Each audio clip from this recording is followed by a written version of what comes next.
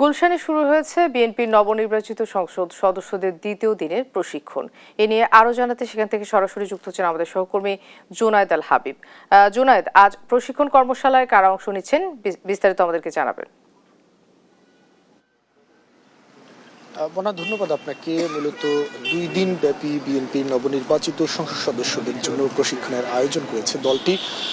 আজকে আসলে দ্বিতীয় দিন, অর্থাৎ শেষ দিন। গতকাল বিভিন্ন বিভাগের একাংশের সংসদ সদস্য, মন্ত্রী, উপদেষ্টা যারা রয়েছেন, প্রধানমন্ত্রী, তারা অংশ নিয়েছিলেন এবং আজকে মূলত ঢাকা জেলা, ফরিদপুর এবং ময়মনসিংহ বিভাগের সংসদ সদস্যরা প্রথম পর্বের, অর্থাৎ সকাল 10:30 থেকে 12:30 পর্যন্ত যে পর্বটি শুরু হবে সেখানে অংশ নেবেন। এরই মধ্যে কিন্তু বিভিন্ন সংসদ সদস্যরা যারা রয়েছেন তারা আসতে শুরু করেছেন। আমরা কিছুক্ষণ আগে দেখেছি প্রধানমন্ত্রীর কন্যা জাইমা রহমান, তিনিও আজকে এই কর্মশালায় অংশ নিয়েছেন, উপস্থিত হয়েছেন।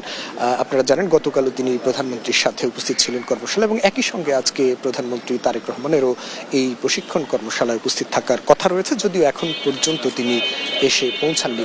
তো সকালের পর্বটি মূলত 10:30টায় শুরু হওয়ার কথা রয়েছে এবং সেটি চলবে 12:30 পর্যন্ত, এবং বিকেলে দুপুর 2:30 থেকে মূলত 4:30 পর্যন্ত আরেকটি পর্ব অনুষ্ঠিত হবে, এবং যেখানে অংশ নেবেন সিলেট, কুমিল্লা এবং চট্টগ্রাম বিভাগের যে সংসদ সদস্যরা রয়েছে তারা এই আজকের এই কর্মশালায় অংশ নেবেন। এবং মূলত আসলে আপনাদেরকে বলে রাখি, বিএনপির 209 জন সংসদ সদস্যের মধ্যে 146 জন সংসদ সদস্য তারা প্রথমবারের মতো আসলে নির্বাচিত হয়েছেন।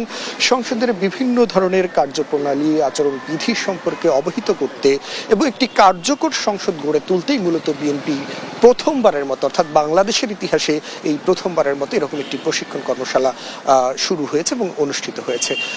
তো এই ছিল এখন পর্যন্ত আমার কাছে। এর পরবর্তীতে আসলে কর্মশালাটি শুরু হলে পরবর্তীতে আপনাদেরকে আরো বিস্তারিত জানিয়ে দিতে পারবো।